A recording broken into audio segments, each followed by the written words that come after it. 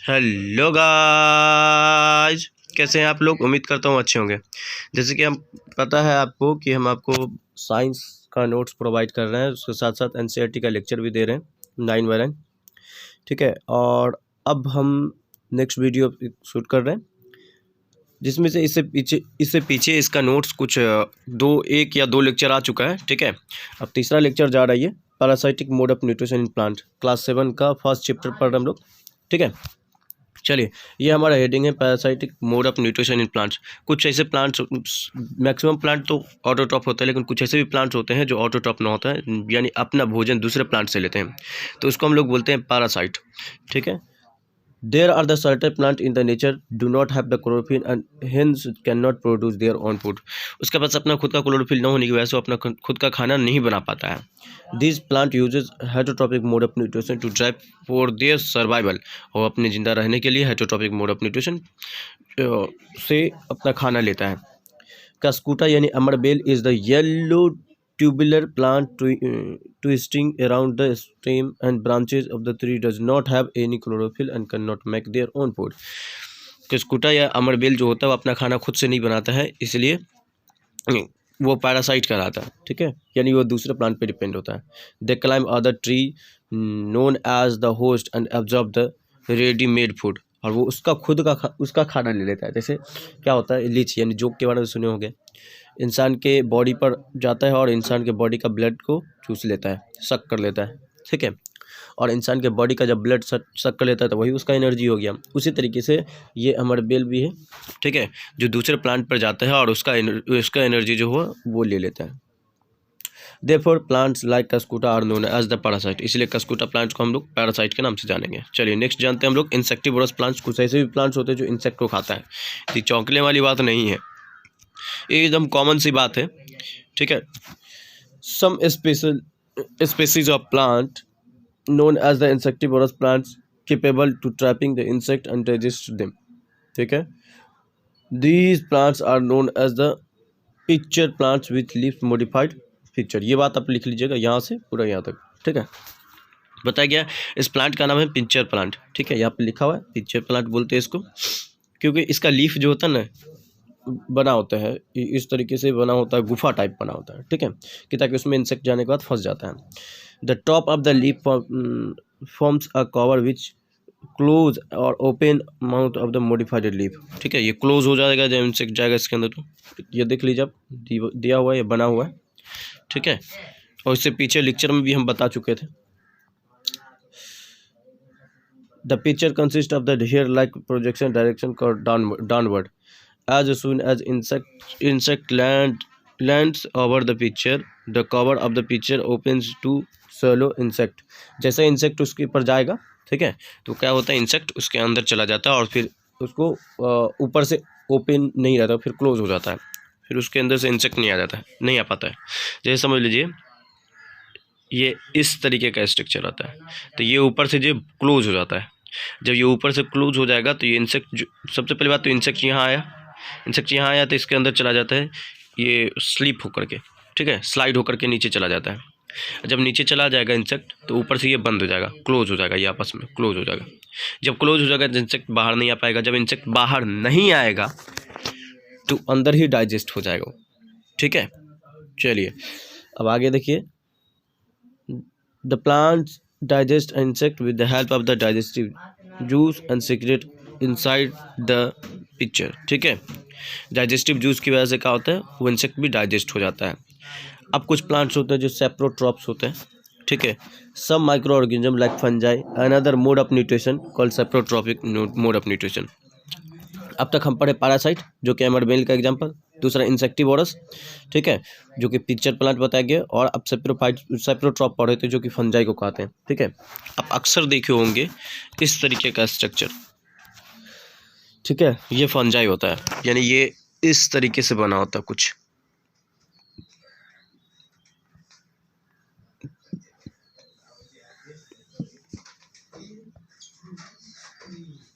इस तरीके का कुछ स्ट्रक्चर देखने को मिलेगा आपको, और अक्सर ये सरे गले चीज़ों पर देखेगा। The micro organism undergoing the mode of nutrition are known as the saprotroph. ठीक है, ये एक तरीके का मोड ऑफ न्यूट्रिशन है, ठीक है।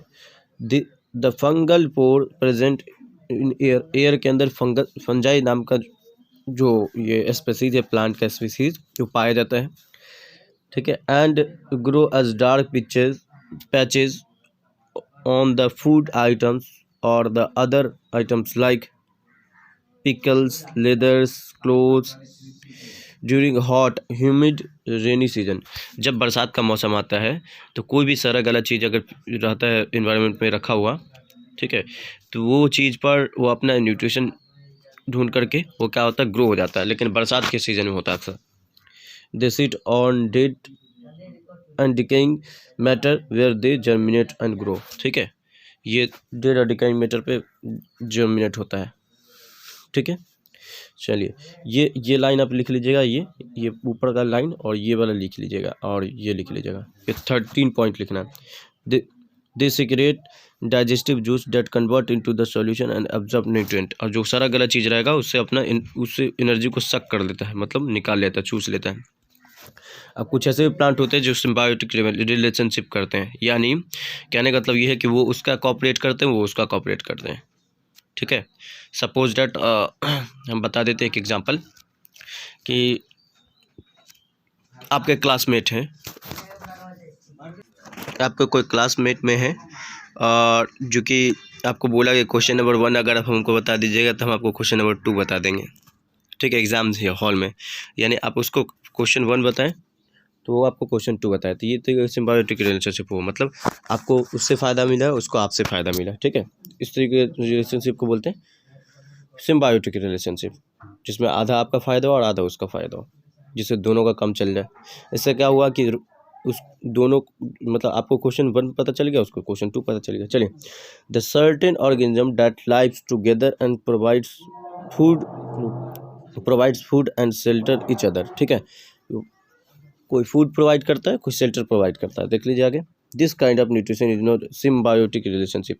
इसको हम नोट्स बना रहे हैं ना, तो अगर यहाँ नहीं समझ में आए तो आप लेक्चर में जा करके देख सकते हैं हमारे लेक्चर, उसमें आपको समझ में आ जाएगा कि क्या है नहीं है। This kind of relationship is very important for plants because there are the certain micro organism. कुछ माइक्रो ऑर्गेनिज्म है जिसको इस चीज़ की ज़रूरत पड़ती है, सिम्बायोटिक रिलेशनशिप की ज़रूरत पड़ती है, ठीक है। इसलिए प्लांट्स के लिए बहुत ज़्यादा इंपॉर्टेंट है, खासतौर से माइक्रो ऑर्गेनिज्म उसको बोलते हैं जिसको हम देख नहीं सकते, बहुत छोटा होता है। और एक मशीन होता है, यानी कि गैजेट होता है जिसको हम लोग बोल सकते हैं माइक्रोस्कोप, उससे देखा जाता है, इसलिए माइक्रो ऑर्गेनिज्म कहा जाता है। Micro like fungi lives and roots of trees and absorb nutrients from the fungi in turn help the plants to absorb water, nourishment the soil required for the proper growth of plants. An example is lichen, where a symbiotic relationship exists between the algae and fungi, ठीक है। Lichen एक तरीके का living organism है जिसमें एक दूसरे के साथ रिलेशनशिप के साथ वो अपना काम करता है। जैसे एल्गा है, यानी एल्गिया और फंजाई, ये दोनों मिल करके जो है काम करते हैं, ठीक है। अब हम देखते हैं, वैसे हम बताए थे कि एल्गिया और फंजाई का दोनों का काम अलग अलग है, ठीक है। Algae contains green pigment called chlorophyll which help together to produce food which is being provided to fungi too। बताया गया है कि एल्गिया के पास ग्रीन पिगमेंट होता है जो कि वो अपना खाना बनाने की क्षमता रखता है, ठीक है। In turn the fungi protect the algae from the drying and sunlight. In turn, the fungi protect the algae from dying the sunlight and enclosing it inside। और फंजाई का काम क्या है कि फंजाई उसको सूरज की रोशनी से बचाता है, क्योंकि सूरज की रोशनी जब हार्ड हो जाती है, जब गर्मी के समय में, तो क्या होगा कि एल्गिया सूखने का संभावना हो सकता है, एल्गिया ड्राई भी हो सकता है, सूख भी सकता है, तो इससे फंजाई बचा देता है। यानी कहने का मतलब हो गया कि फंजाई क्या कर रहा है, उसको एनर्जी दे रहा है, एल्गिया क्या कर रहा है, एनर्जी दे रहा है फंजाई को, और फंजाई क्या कर रहा है कि उसको बचा रहा है, उसको जीवन दे रहा है, ठीक है। यानी दोनों एक दूसरे को जीवन दे रहा है, देखा तो। So algae provide food to fungi, in return the fungi provide protection to the algae. ठीक है, यानी एल्गिया क्या कर रहा है कि फंजाई को एनर्जी दे रहा है, यानी फूड दे रहा है, और फंजाई क्या कर रहा है कि एल्गिया को प्रोटेक्शन दे रहा है, हिफाजत दे रहा है एक तरीके से। ठीक है, वन मैन आर्मी का काम किया फंजाई एल्गिया के लिए। चलिए अब हम लोग देखते हैं next. Not only fungi, this relation also exist between the bee and flower. ये सिर्फ फंजाई में ही नहीं बल्कि बी और फ्लावर में भी इसका एग्जांपल देखने को मिलेगा बायोटिक रिलेशनशिप में। यहाँ देख सकते हैं स्ट्रक्चर दिया हुआ। The bee helps the plant in pollutions process of transfer of seed one flower to another plant in the help of the sexual reproduction in plants। हम लोग जानते हैं कि सेक्सुअल रिप्रोडक्शन जो प्लांट्स में होता है, अगर आप ये टॉपिक नहीं पढ़े हैं, ठीक है, तो बहुत ज़्यादा इसका लेक्चर बनाने वाले हैं सेक्सुअल रिप्रोडक्शन इन प्लांट्स के बारे में। ठीक है, एक्चुअली क्या होता है कि प्लांट्स जो होता है ना, प्लांट्स में छोटा छोटा पोर होता है जिसको हम लोग बोलते हैं पॉलन ग्रेन। ठीक है, और ये मधुमक्खियाँ जब आती हैं फ्लावर पर तो क्या होता है कि ये पॉलन ग्रेन उसके डंक में चला जाता है। अब यही मधुमक्खियाँ दूसरे फ्लावर पर जाती हैं तो उसका डंक का जो ये होता है, क्या बोलते हैं उसको, ये जो पॉलन ग्रेन होता है, ये छोटा छोटा दाना, वो उसके डंक में जो चला जाता है तो दूसरा फ्लावर पर जाते हैं तो उसमें जाकर के मिक्स हो जाता है।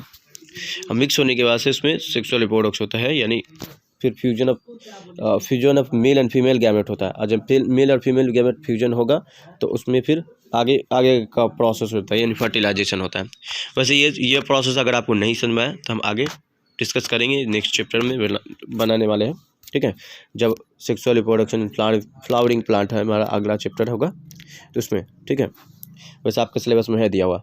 Where the flower provides pollen grain and nectar to bee. ठीक है, यानी फ्लावर क्या प्रोवाइड कर रहा है, pollen grain and nectar to the bee. Nectar provide कर रहा है बी को और पॉलन ग्रेन प्रोवाइड कर रहा है। ठीक है, पॉलन ग्रेन प्रोवाइड कर रहा है कि ताकि फर्टिलाइजेशन हो सकते हैं, और नेक्टर प्रोवाइड कर रहा है कि ताकि वो अपना शहद बना सकते हैं, क्योंकि नेक्टर से ही शहद बनाता है, फूलों के रसों से ही मधुमक्खी अपनी शहद बनाती है।